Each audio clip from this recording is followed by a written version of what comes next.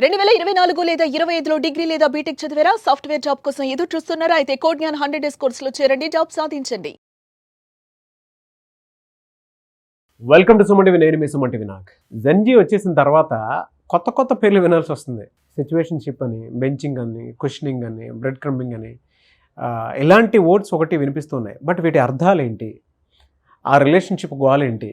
అసలు ఇలాంటి రిలేషన్షిప్లో జనరల్గా ఏమేమి ఉంటాయి అనేది ఈరోజు మనతో పాటు హైకోర్టు అడ్వకేట్ అలాగే రవీంద్రనాథ్ గారు ఉన్నారు. అది వారి మాటలో అడిగి తెలుసుకుందాం.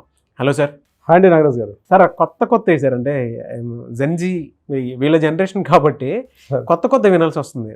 బెంచింగ్, క్వశ్చనింగ్ ఏంటి సార్ ఇది? అంటే ఈ రిలేషన్షిప్స్లో ఉండేటువంటి అర్థాలు ఏంటి? ఇవి ఎక్కడ దాకా వెళ్ళేటువంటి అవకాశం ఉంది? దీన్ని మనం యాక్సెప్ట్ కనుక చేస్తే ఉండేటువంటి పరిణామాలు అసలు ఏ విధంగా ఉంటాయండి? నాగరాజు గారు, కౌన్ బనేగా కరోడపతి ఆ ప్రోగ్రామ్ నడుస్తుంది, 16th ఎపిసోడ్. అందులో కంటెస్టెంట్ రితికా సింగ్, అమితాబ్ బచ్చన్ గారు హోస్ట్ చేస్తున్న ఆ ప్రోగ్రాంలో ఆయన ఆ కంటెస్టెంట్కి ఒక క్వశ్చన్ అడిగారు, ఈ బ్రెడ్ క్రంబింగ్ అంటే ఏమిటని. ఆవిడ బ్రెడ్ క్రంబింగ్ రిలేషన్షిప్లో ఉన్నామంటే అదొక ఇట్స్ అ రిలేషన్షిప్ అన్నారు. అంటే బ్రెడ్ తినడమా అని అడిగారు. అమితాబ్ బచ్చన్ గారు నవ్వుకుంటూ ఒక డైలాగ్ వేశారు. ఆవిడ అదే నవ్వుకుంటూ ఆవిడ సమానం చెప్పారంటే మోడర్న్ ఈ పదాలండి, ఈ యొక్క బ్రెడ్ క్రంబింగ్, సిచ్యుయేషన్షిప్, బెంచింగ్, ఆర్బిట్రేటింగ్ అండ్ ఇటువంటి కొత్త పదాలు కొత్తగా పరిచయం చేస్తారు. కుషనింగ్, ఎగ్జాక్ట్లీ ఈ వర్డ్స్ అన్ని కూడా ఆ అమ్మాయి నవ్వుకుంటూ చెప్పారు. వెరీ ఇంట్రెస్టింగ్ అని చెప్పి అమితాబ్ బచ్చన్ గారు, ఈ జంజీలో మీరు ఉన్నారా అని అడిగారు ఆయన. సో జంజీ అనే పదం ఇటీవల కాలంలో బాగా ట్రెండ్ అవుతుంది నాగరాజు గారు. అంటే ఈ జంజీ అంటే ఏంటి అన్నది మనం కాస్త ఈ సైకో అనాలిసిస్లోకి మనం వెళ్ళగలిగితే అక్కడ క్లియర్గా మీనింగ్స్ తెలుస్తుంది. ఒకప్పుడు లవ్ అన్న పదం తెలుసు, 1960s 70s చూస్తే లవ్ మ్యారేజ్ తెలుసు. మనం 2020 తర్వాత 2015 తర్వాత మనకు బాగా పరిచయం అన్న పదం లివ్ ఇన్ రిలేషన్షిప్ తెలుసు. లవ్, మ్యారేజ్ అంటే లివ్ ఇన్ రిలేషన్షిప్ ఇక్కడ దాకా మనకు తెలుసు. కానీ ఈరోజు ప్రస్తుతం ఉన్న కుర్రాల యువత వీటిని దాటి మరి కాస్త కొత్త పదాలను కూడా అలవాటు చేసుకున్నారు. ఇది యాక్చువల్గా ఈ యూనివర్సల్ అయిన తర్వాత అమెరికన్ కొన్ని యూనివర్సిటీస్ దీని మీద కొంత రీసెర్చ్ కూడా చేస్తే ఒక జర్నల్లో కూడా దీని గురించి డీటెయిల్గా చెప్పడం కూడా జరిగింది. నేను ఆ పదాలు మీతో పరిచయం చేసుకునే ప్రయత్నం చేస్తాను. జంజీ, ఆ జంజీ అంటే ఏంటి అంటే 1997 నుంచి 2012 వరకు పుట్టిన వాళ్ళ మధ్యలో ఉన్న వాళ్ళని జంజీస్ అంటారు. 2017 నుంచి 2020 వరకు ఈ మధ్యకాలంలో పుట్టిన పిల్లల్ని జెన్ ఆల్ఫా అన్నారు వాళ్ళని. సో జంజీ ట్రెండ్ వేరు, జెన్ ఆల్ఫా ట్రెండ్ వేరు. అంటే ఇవి మరీ అడ్వాన్స్ అనమాట. అంటే ఏ టెక్నాలజీ బహుశా చూస్తారేమో వాళ్ళు దాన్ని. ఇంకా ఆ పదాలు కూడా పరిచయంలోకి వస్తాయి తొందరలోనే. సో ఇప్పుడు ప్రెజెంట్ నడుస్తున్న ట్రెండ్ ఏంటంటే ఈ జంజీ అన్నటువంటి ట్రెండ్. ఈ జంజీలో ఏం చేస్తారంటే love, marriage, live in relationship దాటి కొత్త పదాలు, కొత్త భాష్యాలు, కొత్త అర్థాలు, విపరీత పోకడ్లు కూడా వీటికి ఈ ఒక హస్బెండ్ అండ్ వైఫ్ కావచ్చు, ఒక లవర్స్ ఒక రిలేషన్షిప్లో వాళ్ళ మధ్య ఉన్న బంధానికి కొత్త పదాలు, కొత్త నిర్వచనాలు కూడా చెప్పడం జరిగింది. ఆ బంధాలకి ఇచ్చే నిర్వచనాలు ఇక్కడ మనం సిచ్యుయేషన్షిప్ అన్నటువంటి ఒక బంధం గురించి ఏం చెప్తున్నారంటే ఈ ముఖ్యంగా ఈ జంజీ రిలేషన్షిప్ ఉన్న వాళ్ళు సిచ్యుయేషన్షిప్లో ఉంటారు. వీళ్ళు ఈ వర్డ్స్ తెలుసుకోవాల్సిన పదం మనకు కూడా ఉంది, మనం కూడా తెలుసుకోవాలి. మనం కూడా మారణ కాలంతో కూడా మనం మారాలి. అప్డేట్ కాకపోతే అవుట్డేట్ అయిపోతాం మనం. ఇట్స్ కామన్ కదా. సో కొత్త ట్రెండ్ జంజీలో వీళ్ళు చెప్తున్న సిచ్యుయేషన్షిప్ అంటే నిజంగా మేము కూడా మళ్ళీ పాత లీగల్ పుస్తకాలు తీసి కొత్త అమెండ్మెంట్స్ చేయలేమో బహుశా. ఈ జంజీ ట్రెండ్లో వీళ్ళు ఏం చెప్తారంటే love, marriage at the same time live in relationship కాకుండా సిచ్యుయేషన్షిప్. ఇక్కడ ఎలా ఉంటారంటే ఇక్కడ వీళ్ళకి లవ్ ఉండదు, మ్యారిటల్ స్టేటస్ చేసుకోవాలి, పెళ్లి చేసుకోవాలి, రిలేషన్షిప్ ఉండదు, ఈవెన్ దో ఫ్రెండ్షిప్ అనే పదం కూడా ఉండదు. కానీ ఒకరి బంధాన్ని అంటే ఒక డెఫినేషన్ లేనటువంటి ఒక బంధంలో ఉంటారు. ఒకరి యొక్క ఫీలింగ్స్ని మరొకరు ఎంజాయ్ చేస్తుంటారు. కాస్త అర్థం చేసుకున్న ప్రయత్నాలు ఏముండవు. ఎందుకంటే ఎవరు ఇండిపెండెంట్, ఫినాన్షియల్ ఇండిపెండెన్స్ వరకు ఉంది కాబట్టి అర్థం చేసుకున్న ప్రయత్నం ఉండదు. కానీ ఇటువంటి ఇప్పుడు నేను లవ్, రిలేషన్షిప్, బంధం ఏ ఉండదు వీళ్ళకి. జస్ట్ ఒక మొనటనీగా ఉంటుంది. వాళ్ళ పని వాళ్ళు చేసుకుంటారు, వీళ్ళ పని వీళ్ళు చేసుకుంటారు, కానీ కలిసి ఉంటారు. ఎవరి ఎంజాయ్మెంట్స్ వాళ్ళవే, ఎవరి సరదాలు వాళ్ళవే, కానీ ఇది ఒక బంధం. ఈ బంధాన్ని వాళ్ళు ఎంజాయ్ చేస్తుంటారు సిచ్యుయేషన్షిప్లో. కానీ చాలా డేంజర్ అనేటువంటి సిచ్యువేషన్ కూడా కొంతమంది గుర్తిస్తున్నారు. ఇటువంటి రిలేషన్షిప్లో ఉండే ప్రయత్నం చేస్తే ఇదేదో మోడర్న్ ట్రెండ్ కదా, మనం పరిచయం చేసుకోవాలి ఉందాం అనుకుంటే మాత్రం రేపు జరగబోయే కొన్ని ఇబ్బందులు కూడా గురవలసిన పరిస్థితి వస్తుంది. ఈ సిచ్యుయేషన్షిప్ వాళ్ళ సిచ్యువేషన్ బట్టి కలుస్తారు అంతేనండి. సిచ్యుయేషన్షిప్ కలుస్తారు. ఎటువంటి బంధం ఉండదు, ఒక డెఫినేషన్ ఉండదు. వీళ్ళిద్దరి మధ్య రిలేషన్షిప్ ఏంటంటే ఒక బాస్కైనా కింద పనిచేసే వాళ్ళకో లేకపోతే ఇంట్లో ఏదో ఒక రిలేషన్షిప్ ఉండాలి. ఈ రిలేషన్షిప్కి ఏమీ ఉండదు, కానీ దే కెన్ ఎంజాయ్డ్. ఒకరి యొక్క యాక్టివిటీస్ని వీళ్ళు ఎంజాయ్ చేస్తారు, వీళ్ళ యాక్టివిటీస్ని వాళ్ళు ఎంజాయ్ చేస్తారు, కానీ టచ్ మీ నాట్ ఏం ఉండదు అక్కడ. ఏ రకమైన ఫీలింగ్స్ ఉండవు. డెఫినేషన్ లెస్ రిలేషన్షిప్ని సిచ్యుయేషన్షిప్ రిలేషన్షిప్ అని అంటారు నాగరాజ్ గారు. ఇది ఒక ప్రమాదకరమైనదని చెప్పి చాలా సందర్భాల్లో మనకి సినిమా హీరోయిన్ జాన్వీ కపూర్ కూడా ఉలాజ్ అనేటువంటి ఒక సినిమా తీసినప్పుడు అందులో ఆవిడ కూడా చెప్పడం జరిగింది. అక్కడ ఒక ఇంటర్వ్యూ మీద ఒక జర్నలిస్ట్ క్వశ్చన్ వేశారు, మేడం మీరు ఉన్నారా సిచ్యుయేషన్షిప్ రిలేషన్షిప్లో అంటే, ఇది దీని గురించి నాకు తెలుసు కానీ చాలా ప్రమాదం, నేనైతే అటు వెళ్ళట్లేదు, ఇది కొంత డేంజరస్ అని కూడా చెప్పడం జరిగింది. సాన్వి మల్హోత్రా అని మరొక ఆవిడ ఫిల్మ్ఫేర్ అవార్డులో కూడా ఆవిడ కూడా ఈ పదాన్ని అక్కడ కూడా మాట్లాడడం జరిగింది. ఆవిడ కూడా మాట్లాడుతూ ఇది కొంచెం ప్రమాదకరంగా ఉంటుంది, మా యూత్ మా జనరేషన్స్ ముఖ్యంగా జంజీ రిలేషన్షిప్లు ఉన్న వాళ్ళు ఈ టైప్ ఆఫ్ వాటిని ఎంజాయ్ చేస్తారు, కొద్దిగా ఇబ్బంది కలిగింది అని మాత్రం చెప్తున్నారు. ఇది సిచ్యుయేషన్షిప్. రెండవది బ్రెడ్ క్రంబింగ్.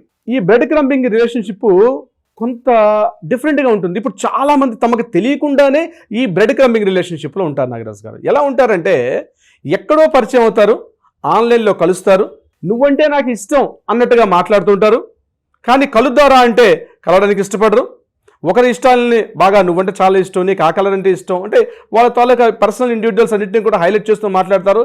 ప్రేమ ఉన్నట్టుగా నటిస్తారు, కలుస్తారు, అంటే ఆన్లైన్లో కలుస్తుంటారు, మాట్లాడుకుంటారు, మెసేజ్లు పంపించుకుంటారు, అన్ని రకాల రిలేషన్షిప్లు ఉంటాయి. సరే ఓసారి కలుద్దారు అంటే మాత్రం కలిసి అంటే పర్సనల్గా ఫిజికల్గా కలవడానికి మాత్రం ఇష్టపడరు.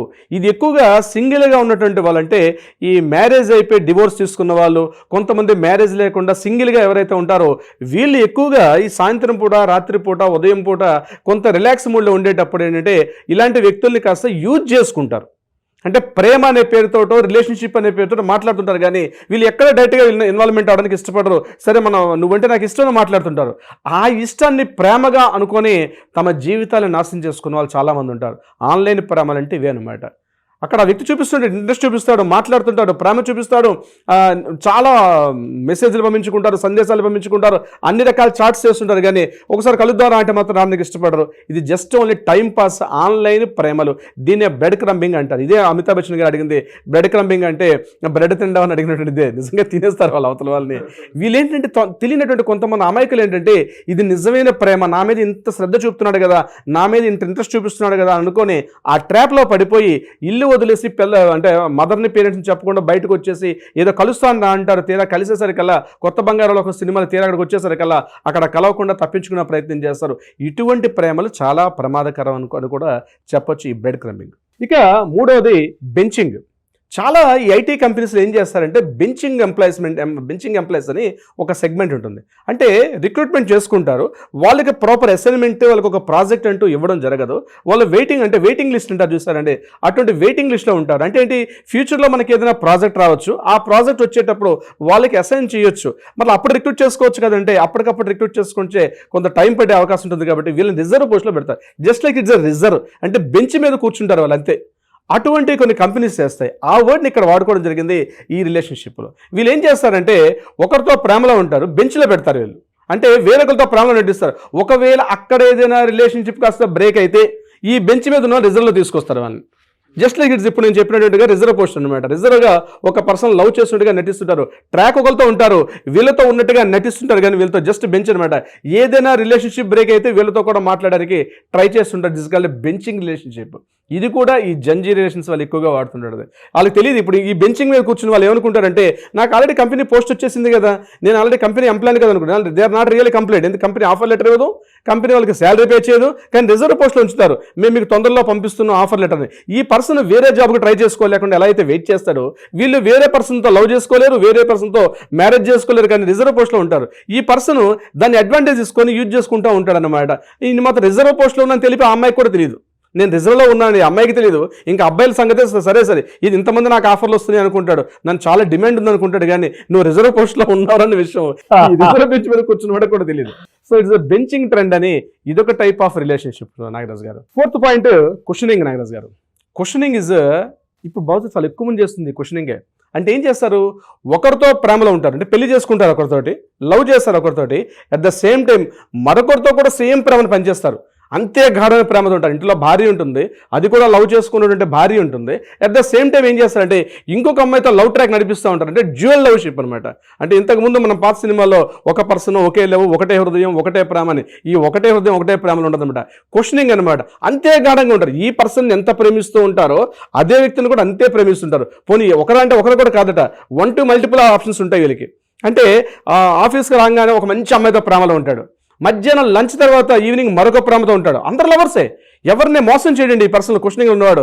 ఆమెకి ఎంత లవ్ ఇస్తాడో సేమ్ లవ్ ఇస్తాడు, ఈమెను కూడా అంతే ఎఫెక్షన్ ఈమె కూడా ఇస్తాడు. ఇంతమంది మల్టిపుల్ టాస్క్ అనమాట. అంటే ఇది కావాల్సింది మల్టిపుల్గా చూడాలన్నమాట, ఒకరితో ఉన్నట్టుగా కాకుండా. మార్నింగ్ ఇంటికి వెళ్ళంగానే భార్యతో అపారమైన ప్రేమ నటిస్తాడు. ఆమె ఏమనుకుంటుందంటే నేనే కదా నా హస్బెండ్కి నేనే కదా మంచి లవర్, నేనంటే ఎంత ఇష్టం, నాకు ఇష్టమైన బ్యాంగిల్స్ తీసుకొస్తాడు, ఇష్టం వచ్చిన శారీ పట్టుకొస్తాడు, ఇష్టం వచ్చిన అమరుస్తాడు, కలిసి తింటారు, కలిసి తాగుతాడు, డ్రింక్ చేస్తారు కూడా.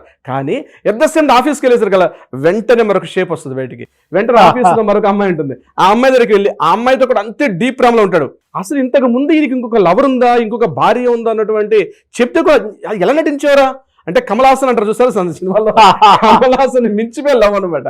ఈ క్వశ్చనింగ్ ట్రెండ్లో చాలా మంది ఉన్నారు నాగరాజు. చాలా మంది ఎలా నిజంగా అనిపిస్తుంది, ఎలా సాధ్యమే అదే క్వశ్చనింగ్ ట్రెండ్ ఉన్న వాళ్ళకి. ఇక ఆర్బిటింగ్ అని మరొక ట్రెండ్ ఉంది సార్ నాగరాజు గారు. ఈ ఆర్బిటింగ్ అని ఏం చేస్తారంటే వీళ్ళు లవ్ బ్రేకప్ చెప్పేసుకుంటారు, లేదా డివోర్స్ అయిపోయి ఉంటారు. కానీ ఈ వెనక ఆన్లైన్లో ఏం చేస్తుంటారంటే వాళ్ళు ఏం చేశారు, నాతో ఇంతకు ముందు అలా ఉంది కదా, ఇప్పుడు ఆమె ఎవరితో మాట్లాడుతుంది, ఎవరెవరితో రిలేషన్షిప్లు ఉంది, ఆర్బిట్రేటింగ్ చేస్తుంటాడు. అలా అని చెప్పి డైరెక్ట్గా మాట్లాడు, సందేశాలు పంపిణీ ఏం చేయడు, అంటే మెసేజెస్ కానీ చాటింగ్స్ కానీ ఏముండవు. కానీ లోపలికి వెళ్ళి తొంగి చూస్తుంటాడు, తన మాజీ భార్య ఏం చేస్తుంది, తన మాజీలు ఎవరు. ఆఫీసులో ముఖ్యంగా సాఫ్ట్వేర్ కంపెనీస్లో ఏం చేస్తారంటే కలిసే ఉంటారు, అందరూ ఫ్రెండ్షిప్లు ఉంటారు, బ్రేకప్ చెప్పేసుకుంటే ఆమె తన కళ్ళ ముందు ఇంకొకరితో జరుగుతుంటుంది. ఆమె ఇటువంటిప్పుడు వీడు పరిశీలిస్తుంటాడు, ఈమె ఎలా బిహేవ్ చేస్తుంది, ఏమేం చేస్తుంది. అప్పుడప్పుడు మెసేజ్ పంపిస్తాడు దొంగచాటుగా, వేరే పేర్లతో డమ్మీ పేర్లతో పంపిస్తుంటాడు. ఆమెకు అర్థమైపోతుంటుంది వీడే పంపించాడు, కానీ చూద్దామంటే ఎవిడెన్స్ దొరకదు, అటు వేరే పేరుతో పంపిస్తాడు, వేరే నేమ్తో పంపిస్తాడు, కలిసి ఉంటారు. వీడు దిట్ ఇస్ కాల్డ్ అడ్బిటింగ్ అంటే ఆల్రెడీ అయిపోయిన తర్వాత రిలేషన్షిప్, బ్రేకప్ అయిపోయిన లవ్స్ కానీ, బ్రేకప్ అయిపోయిన మ్యారేజెస్, బ్రేకప్ అయిపోయిన రిలేషన్షిప్లో ఎంటర్ అయ్యి చూస్తూ ఉంటాడు ఏం చేస్తుంది, ఎక్కడ పోయింది కుతూహలం. వీడు మళ్ళీ ట్రాక్లో ఉంటాడు, వీడు ఇంకో ఆమె ట్రై చేస్తుంటాడు, కానీ ఆల్రెడీ వీడు ఒక డీప్లో ఉంటాడు, కానీ ఆమె ఏం చేస్తుందా అని చూడడం ఉంది ఆర్బిటింగ్ అని. ఇది ఒక ట్రెండ్ ఈ జంజీ వాళ్ళు చేస్తుంటారు నాగరాజు గారు. మరొకటి లవ్ బాంబింగ్, ఇది చాలా ప్రమాదం నాగరాజు గారు. అతి ప్రేమ చూస్తారు. లవ్ బాంబింగ్ అంటే ఎలా ఉంటుందంటే అతి ప్రేమ. ఆమె ఇంత అడిగితే ఆమె జస్ట్ నాకు ఏదైనా చిన్న బర్త్డే వస్తుంది కదా, చిన్న నాకు గోల్డ్ చైన్ కొనిపిస్తుంటే ఒక డైమండ్ నెక్లెస్ కొనిస్తాడు మనోడు. అంటే బాంబింగ్ అనమాట, అంటే అతి ప్రేమ. అదే పాత సినిమాలో నేను ప్రకాష్ రాజ్ని మోనార్క్ అని నడుస్తానంటే ఆ పేరెంట్ అదే క్యారెక్టర్. లైక్ లవ్ బాంబింగ్కి బెస్ట్ ఎగ్జాంపుల్ అంటే వాడి ఫ్యామిలీ అంటే చాలా ప్రేమ, అది ఫ్యామిలీ మీద. వీడికి ఇక్కడ ఫ్యామిలీ కాదు, ఈ లవర్ అంటే వీడికి అతి ప్రేమ. ఆమె పొరపాటు నాకు పలానాది కావాలి అంటే అంతకన్నా ఎక్కువ తెచ్చి పెడతాడు అనమాట, అతి చూపిస్తూ ఉంటాడు. It's love bombing. ఇది చాలా ప్రమాదకరం. ఇలాంటి వ్యక్తులతో చూసుకోండి, మీ లవర్స్ కూడా చూసేవాళ్ళు ఇటువంటి వ్యక్తులు కానీ మీకు తారసపడి ఉంటే ఈ లవ్ బాంబింగ్ ఎప్పటికైనా డేంజర్. ఏ రోజు ఏం చేస్తాడంటే బాంబేస్తే రేపు పెద్ద మెసేజ్ తీసుకొచ్చి చేస్తాడు. నువ్వు ఎట్లానే కూర్చోవాలి, నా ముందు కూర్చోవాలి ఎట్లా అని చెప్పి. ఈ బాంబింగ్ మెంటాలిటీ సైకిల్ చాలా ప్రమాదం. మీరు స్టార్టింగ్లో కట్ చేయకపోతే. ఈ అతి ప్రేమ మొదట్లో హాస్యాస్పదంగా ఉంటుంది, కానీ తీవ్ర స్థాయికి వెళ్తే ఆ పడినటువంటి ఆపోజిట్ పార్ట్నర్ తెలిసింది ఆ బాధ. అమ్మాయిలు కూడా ఉంటుంది, నాట్ ఓన్లీ అబ్బాయిలకే చెప్పట్లేదు నాగరాజు గారు, అమ్మాయిలకు కూడా ఈ టైప్ ఆఫ్ మైండ్ సెట్ ఉంటుంది. అతి ప్రేమ చూపించేస్తారు, వాడిని కథలనివ్వరు, మెదలనివ్వరు. ఇంటికి వెళ్తారంటే ఇంటికి వెళ్తావు, వెళ్ళొద్దు, నువ్వు నా దగ్గరే ఉండు, నా పొద్దున రా, నా ముందు అటెండెన్స్ నిలబడు, నువ్వు పొద్దున అటెండెన్స్ ఇవ్వాలి, మార్నింగ్ 9:30కి అటెండెన్స్ ఇవ్వాలి, 11 o'clock అటెండెన్స్. బయటికి వెళ్తే ఎవరితో వెళ్తున్నావు, ఏం చూస్తున్నావు, వాడి ఎంటైర్ పాస్వర్డ్స్, వాడి చిట్చాట మొత్తం కూడా ఈమె గ్రిప్లో పెట్టుకుని లవ్ బాంబింగ్. అది ప్రేమ అన్నటువంటి ఒక పెద్ద భయంకర ఊబిలో ఉంటాడని ఆ అమ్మాయి, వాడికి తెలియదు, ఆ అమ్మాయికి కూడా తెలియదు. అటువంటిది ఈ లవ్ బాంబింగ్. సో ఇట్లాంటి ట్రెండ్స్ అని నంబర్ ఆఫ్ ట్రెండ్స్ ఉన్నాయి నాగరాజు గారు. ఈ కొత్త ట్రెండ్స్ నేను చెప్పిన ఈ 97 నుంచి ఈ 2013లో ఉన్నటువంటి బర్త్డే ఎవరైతే పుట్టారో ఈ జంజీ ట్రెండ్స్లో ఉన్న వాళ్ళకి జనాల్ఫా అయితే మనం వేరే ఎపిసోడ్ చేద్దాం. వాళ్ళ మైండ్ సెట్ ఏతో మాట్లాడుకోవాలి, బహుశా అలాంటిది కూడా మనకు అవకాశం వస్తుంది. వాళ్ళు ఇంకా ఏతోటే ఉంటారు, ఇంకా మనుషులు కూడా రోబోలు పనిచేస్తుంటాయేమో. But be careful my dear friends, be careful. చట్టాలు అన్నిటికి ఒకటే చట్టాలు ఉన్నప్పుడు కూడా ఇందులో మీరు ఏమైనా మోసపోతే చాలా ఇబ్బందులు పడే అవకాశం ఉంటుంది. బట్ గుర్తించండి, first identify the situation. It's very very most important Nagaraj గారు. 97 నుంచి 2013 వరకు ఎవరైతే పుట్టుంటారో వాళ్ళని జెన్జీ అంటారని. సో వాళ్ళ లాంగ్వేజ్ వచ్చేటప్పటికి అంటే మనం ప్రేమ, పెళ్ళి, లివ్ ఇన్ రిలేషన్షిప్ వరకే ఆగిపోయాం. బెంచింగ్ అని, దాని తర్వాత situationship, questioning, love bombing, bread crumbing, ఇటువంటి వర్డ్స్ వింటూ ఉంటే ఓహో ఇలా కూడా ఉంటుందా అనేటువంటి దానికి సరికొత్త అర్థాలు అయితే తెలిసాయి అనమాట. చూద్దాం అది ఏ మేరకు, ఎక్కడి వరకు, ఎలా ఏ విధంగా ఉండేటువంటి అవకాశం ఉంటుంది అనేది. Anyways thank you so much Ravindranath garu. Thank you so much Nagaraj garu. Suman టీవీలో మీ పర్సనల్ అండ్ బిజినెస్ ప్రమోషన్స్ కోసం కింది నెంబర్కి కాంటాక్ట్ చేయండి.